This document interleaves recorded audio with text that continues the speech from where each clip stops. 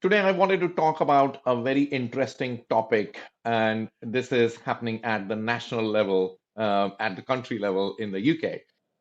In September 2020, the UK published an ambitious new national data strategy, which launched a conversation within the public sector and the government as well about the importance of data and tapping the opportunity that's available within data.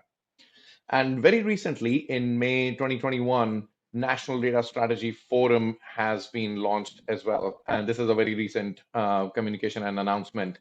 And the key objective, the vision there is to make UK the world's #1 destination for data. Now, that's a big statement, and that's a very inspiring and exciting statement as well at the same time. So, just wanted to talk about what that really means and what kind of changes might be coming in for some of the data enthusiasts in the country and in the other parts of the geography as well. So the key objective is that the UK wants to create an environment of, in which the data-driven innovations can thrive. And, from the traditional perspective of looking at data as a risk and threat and something to be protected all the time, you're now looking at, what kind of opportunities could be potentially taken out from data. And this is for the whole of the nation. And there's so much of data that exists in the nation in different forms and different aspects. And that's the key objective, really, to look at data as the opportunity and not just as a risk or a threat. There are 4 pillars and 5 mission statements that have been released and published by the government right now. I'll not go into the details of that, but here's a quick snapshot of what those 4 pillars of the effective use of data and what are those actionable mission statements that have been published. So let's assess where exactly the UK stands as a nation to achieve this vision of being the #1 destination for data in the world. Now, UK is already a digitally advanced nation. It has been in the last few years. And just to understand from certain statistics, I don't have very recent statistics with me, but in 2018, the UK exported 190 billion worth of services, and out of which the 67% were digitally delivered services. And in the same year, the UK imported 90 billion worth of services, and out of which 52% were digitally delivered services. So what that tells you is the digitally delivered services are already a pretty large proportion of the UK export and import of the services business. Another statistics to look at is UK grew significantly in 2019 and attracted 33% of the total investment within Europe. And that's a significant achievement as well.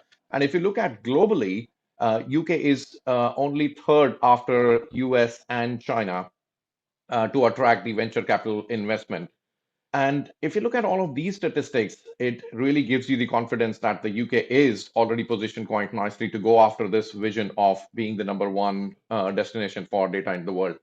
Now, one of the things that I have not been able to figure out from all the announcements and publications that government has got is by when. I'm sure all of the strategy and the execution and the roadmap work is still underway, and these dates will be published soon. But that's one of the things to look at, because the ambition with some of the dates will really drive the amount of effort, the kind of work, the innovation, how exactly we actually become the #1 nation in the world on data.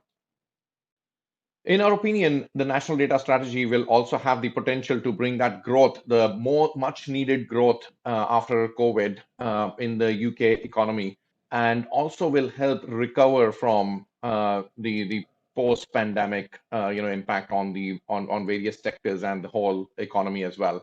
So really something to look forward to. One other aspect to look at from the national data strategy perspective is that it will also open up some of the opportunities to strike some partnerships with some of the other really progressive economies in the world and putting some data adequacy agreements in place and creating that environment of data sharing. And I'll emphasize on this data sharing aspect because, in our opinion, this will drive the next spurt of growth in the whole data innovation, the analytics that's going to happen in the world. So, this is another aspect that we all need to be looking forward to and conscious about, as to how this data sharing amongst some of the economies of the world can help gain that advantage.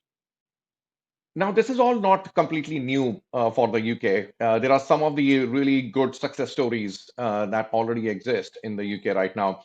For example, TfL, the Transport for London, when they decided to open up their data sharing to the third parties and some of the other travelers, it has now been saving 130 millions or more for the travelers per annum per year. So that itself is a pretty good success story, if you like, and what data can do, for a specific sector or specific segment of the communities and the citizens. One other example is very recent, the whole COVID situation, which has been there in the last year. Just the ability to understand the disease, collaborate with the other economies, and also really support all of the people. The part that data has played, the role that data has played in this whole pandemic situation, and getting the vaccines in the right hands, getting all the medication to the right people, and making sure that you're protecting the citizens and the residents. I think that has been one really big success story of what data can do for a nation. And another interesting article that I read was the G7 summit that was happening in Cornwall very recently. There was another announcement that was made, which is about 100-day mission to respond to any of the future pandemic. And when you look at these kind of statements, your immediate thoughts go in the direction of how exactly the world will respond to the future pandemics in 100 days. And slowly and surely you start realizing and appreciating the data sets that's going to be sitting behind that, and how the countries would leverage the data that may be made available from the healthcare system and about the citizens and about what has happened in the past. And I think that really puts the confidence in how the shape and the use of data might look like in few months and years to come. So really looking forward to this national data strategy really taking shape and what it could mean for all the data enthusiasts as well in the country and elsewhere.